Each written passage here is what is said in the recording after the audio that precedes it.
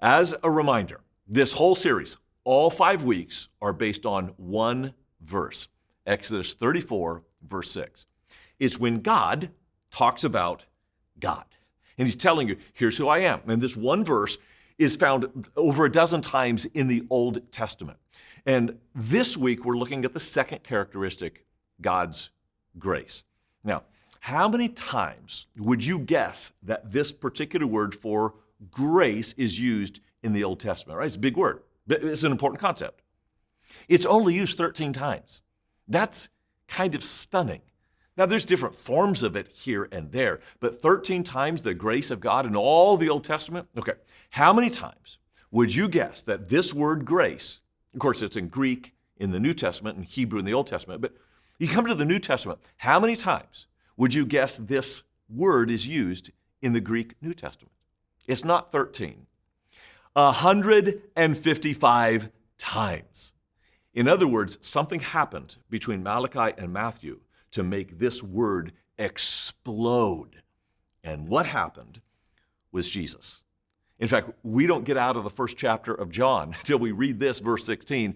Out of his fullness, we have all received grace in place of grace already given. We actually don't even know how to translate that because it could be grace on top of grace or grace replacing the old grace. Either way, it's a big deal. And there was a group of guys, this is back early in the 20th century. They were Brits and all famous writers. And they would meet in a local pub, and over a pint and a cigar, they would talk theology. Among them was the famous J.R. Tolkien, as in Lord of the Rings, and the wonderful writer C.S. Lewis, who's a massively important Christian author of the 20th century. Well, one night, C.S. Lewis was late getting to the meeting, and they had been talking about the uniqueness of Christianity. And they're bantering back and forth. What makes Christianity unique from all other religions? And they threw out the resurrection. I threw out a number of ideas. Lewis walks in the room, and they say, hey, what do you say? And he goes, that's easy. Grace. It was a mic drop moment, because this idea of giving people what they don't deserve is unique to Christianity. Ephesians 2, one of the more famous passages on grace, says, for it is by grace you have been saved through faith. This is not from yourselves. It's a gift of God, not by works, so that no one can boast. Romans 5:8, but God demonstrates his own love for us in this. While we were still sinners, Christ died for us.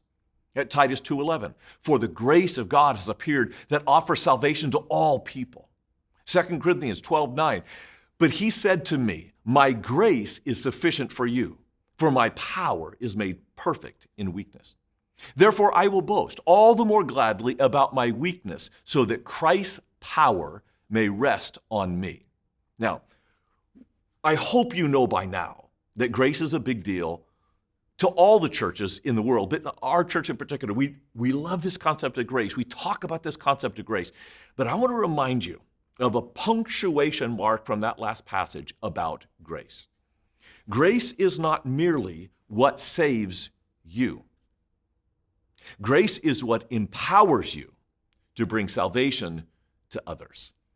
And as Paul talks about his own ministry, how he suffered hardships, sometimes from lack of funds, sometimes from poor health, sometimes from beatings, sometimes from opposition. When Paul's ministry struggled, he leaned on the grace of Jesus, because the weaker he was, the more he relied on the power of Jesus Christ and his resurrection. So grace is not just what saves you. Grace is the power in you. As you are weak and Jesus fills that weakness, you can do more than you ever imagined. And that's something worth talking